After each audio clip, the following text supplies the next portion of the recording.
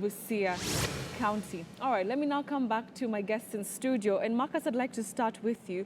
What lessons really can we learn? I mean, this is really, if you can't really compare this to the general election, but to some extent, there could be some of the things that we could learn from these nominations heading out to the general elections. And I'll give you an example.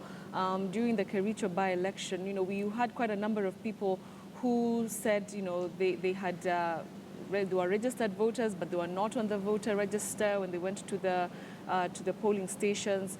Are we likely to see some of these things that have affected our elections in the past still, affect our elections in this coming general election?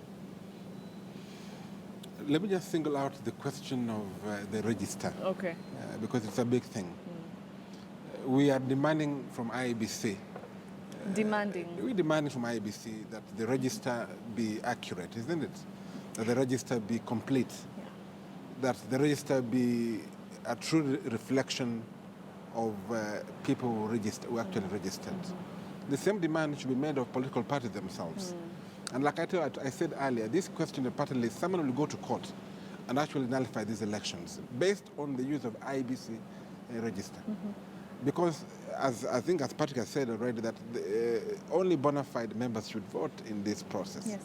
Now, if a party cannot produce a valid register or party membership list, then we have a big problem. Now, if the party nominations, as we speak now, we have a problem with the register. The same thing will happen also as we had to 2017, that even then, IBC will be learning from this exercise of the needs when they bring out the register next month for verification. That process should be extremely done in extremely good way. The second thing that I think we can learn from these nominations is the place of adherence to the law.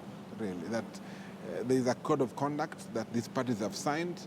This code of conduct must inform the way they behave, both as parties, but also as members who are running for these offices. Okay.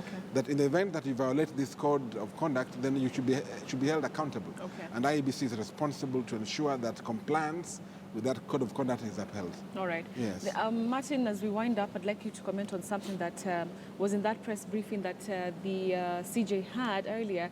And the political parties dispute tribunal says that the parties should first of all try to sort out the disputes themselves before they elevate it to the PPDT. Do you think these parties will actually be able to sort out these issues without this tribunal? They are supposed to have a dispute resolution mechanism for all the parties. If you rush to the tribunal before you exhaust the party mechanism, they still send you back to the party. Okay. And the general belief is that that mechanism is supposed to be free and fair and credible. But you see, if you feel disillusioned and you feel that you have got a narrow deal, that is when you go to the tribunal. And if you are not happy with the decision of the tribunal, then you go to the High Court and ultimately to the Court of Appeal. So there are supposed to be mechanisms, right. But we have not fully institutionalized parties. And some of those structures basically exist on paper. When issues arise, that is when you'll see them rushing and appointing people to some of those positions. But by now, we need to know who are the members of those party dispute resolution mechanisms, so that because there are definitely going to be issues in all these parties. So you should have a team already set and its members known, and people who are trusted and people who are credible. Okay. You remember the other time, the first time in 2000, I think it was 2007, where Justice Kwachu was chairing the elections board, and you saw the mess that happened. They brought in Okundi. It was a big mess in ODM. So we are hoping that now they will be able to have a mechanism which people can be able to have faith in. And as Owino said, if you mess up the nominations and you have weak candidates, then you will not complain when you lose the presidency, because that contributes in a big way. Yeah.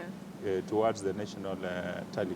Okay. Because the stronger the candidate, the easier it becomes for you to campaign for yourself and for the president. But if you are weak, then the candidate, instead of you campaigning for him, the candidate has to keep on okay. campaigning for you. All right. So that takes away some